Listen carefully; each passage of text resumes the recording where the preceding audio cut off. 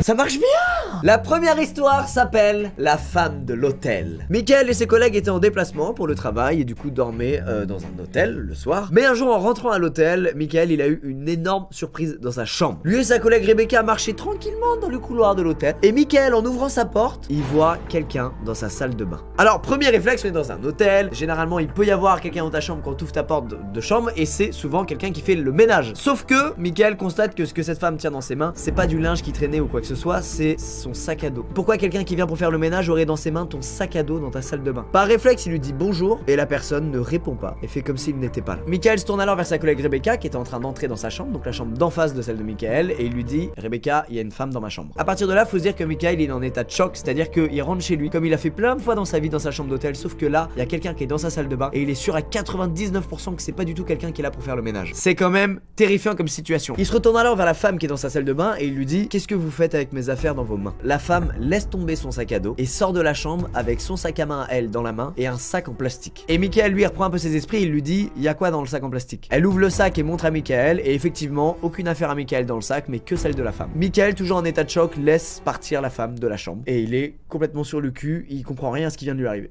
Normal! Michael rentre dans sa chambre, il check à gauche à droite voir s'il y a des affaires à lui qui ont été volées, très bon réflexe, et bizarrement tout est là. Son PC, son portable, tous ses appareils électroniques, les trucs qui sont petits et qui valent cher sont toujours en place et ils ont pas été pris par la femme. Il va alors ensuite dans sa salle de bain voir s'il manque des choses parce que c'est là qu'était la femme au moment où il l'a pris en flagrant délit. Problème, Michael a un traitement contre je sais plus quelle maladie, bref il y a des médicaments qu'il doit prendre tous les jours et ils étaient dans sa salle de bain et ils ne sont plus là, elle les a volés. Michael court alors vers la sortie de la chambre pour rattraper la dame, elle est pas dans le couloir, il fait le tour de l'hôtel, il va à la buanderie, il check le hall d'accueil, il check partout, plus aucune trace de cette mystérieuse femme. Il se rend alors avec Rebecca à l'accueil pour témoigner de ce qui vient de se passer et pour appeler les flics pour dire voilà il y avait un intrus dans ma chambre, quelqu'un a essayé de me voler, retrouvez-le, il y a un blême. En attendant que la police arrive, il retourne dans sa chambre avec Rebecca pour continuer sa petite enquête à lui et voir s'il lui manque des affaires ou pas. Et il remarque qu'il y a sur son lit une batte de baseball en métal. Et il y a une lampe de poche qui est accrochée à l'extrémité de la batte.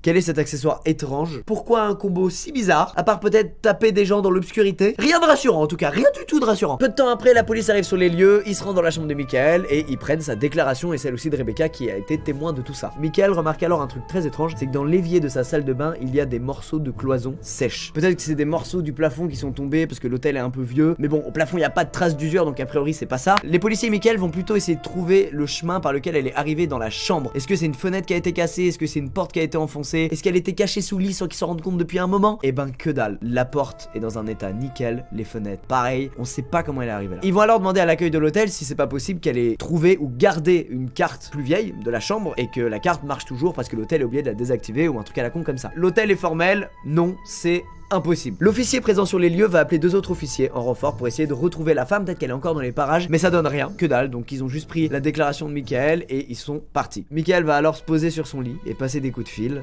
pour raconter ce qui s'est passé, il vient de vivre un truc très choquant et il repense à cette histoire de morceaux de cloison sèche dans l'évier et il se dit putain mais il y a un truc qui va pas avec ça, c'est bizarre. Il a le flair, il est meilleur inspecteur que nous, n'ayez pas le somme. Il retourne dans la salle de bain, regarde les morceaux de cloison sèche, lève la tête, regarde le miroir qui est en face de lui et d'un coup, boum, Eureka. Il décroche le miroir du mur et derrière le miroir se trouve un trou. Voilà, c'est la photo, la seule photo qu'il y a dans le thread de Michael, c'est celle-là. Et mon gars, ça fait froid dans le dos. Le trou, il fait pile la taille pour que quelqu'un s'y glisse, quoi. Les policiers étaient encore sur le parking de l'hôtel. Michael, il va les chercher. Il leur dit, écoutez, je crois que je viens de trouver un bail là, c'est indécent. Venez voir vite. Les policiers montent, ils inspectent dans le trou et ils y trouvent un oreiller, des couvertures, des cigarettes, des vêtements, une brosse à dents. La mystérieuse femme que Michael avait vue dans sa salle de bain vivait en fait de l'autre côté du mur, dans ce putain de trou. Il y avait en fait un espace entre le mur de la salle de bain de Michael et le mur de la chambre voisine. Un espace que Michael décrit comme faisant environ 2 pieds, donc un espace d'environ 60 cm, donc pas très large, mais suffisant pour que quelqu'un s'y glisse et dorme là. Et ait accès à une chambre d'hôtel quand la personne qui a loué la chambre d'hôtel n'est pas dans la chambre d'hôtel. Michael explique ensuite que ce qui est ouf, c'est que ça devait faire un bon moment qu'elle était là, parce qu'il avait déjà été en déplacement à cet endroit-là et il avait déjà dormi dans cette chambre d'hôtel plusieurs mois avant. Et il avait senti une odeur de cigarette dans sa chambre, mais il avait pensé, comme tout le monde, que c'était peut-être dans une autre chambre que quelqu'un fumait dans la salle de bain et que la fumée était arrivée dans sa salle de bain à lui par les aérations, vous savez, tout est un peu relié. Mais non mec, il y a juste une meuf qui fumait de l'autre côté de ton miroir, dans ton mur, tranquille.